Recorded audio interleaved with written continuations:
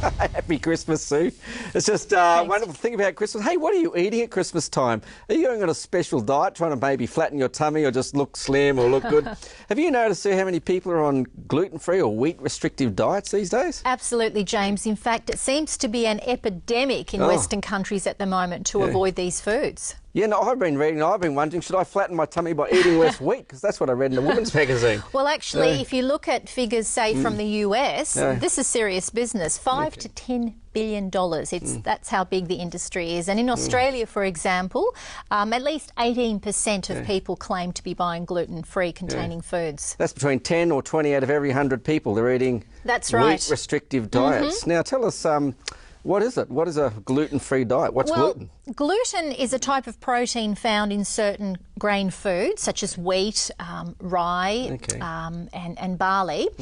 And it's found in those grains, but also in a whole range of foods made from those grains. So if you think about it, it could be found in bread, biscuits, muffins, and many other such foods. So it's prevalent in the food bread, supply. Cakes, pastries. I mean, what's wrong with gluten?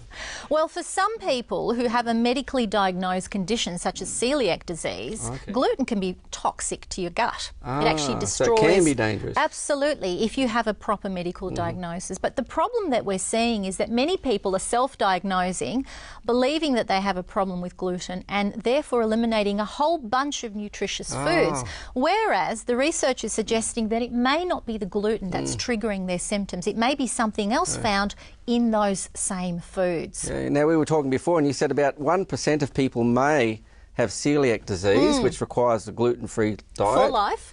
But 17% are trying to restrict their gluten. At least. And that's because often people feel better when they get rid of a lot of junk food, which also has gluten. But they may actually have something called irritable bowel syndrome. And for IBS, in fact, next time I come on, we'll be talking about the latest research to do with the low FODMAPs diet. The low FODMAPs diet is the way to go, not gluten. So when you have IBS or irritable bowel syndrome or you've got tummy troubles, you just kind of feel generally upset down there somewhere and you just want to self-diagnose, and if you're reading the magazines you think gluten-free, reduce my wheat, and feel people better. Assume it's the gluten, but what they found is that the gluten and the FODMAPs occur in many of the same foods. But people know about gluten, have never heard of FODMAPs, and they assume if they cut out the gluten, it's the gluten.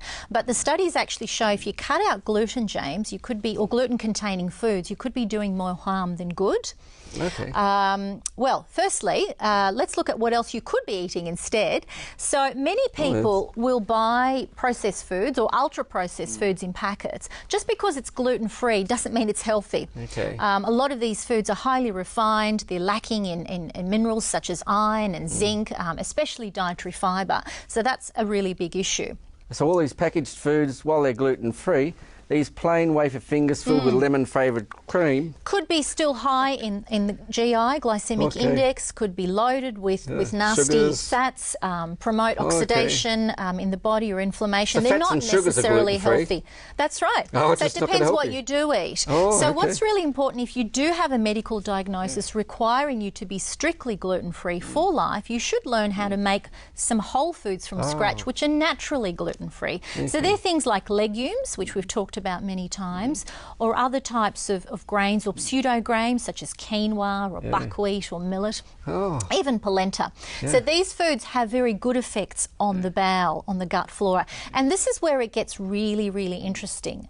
A really interesting study, it was a small study published in the British Journal of Nutrition, found that if you put people on a gluten-free diet just for 1 month, and then you collect their stool samples and you analyse their stools, what the researchers have shown is that there is a reduced amount of the good healthy bacteria in the gut, and there is a reduced immunity.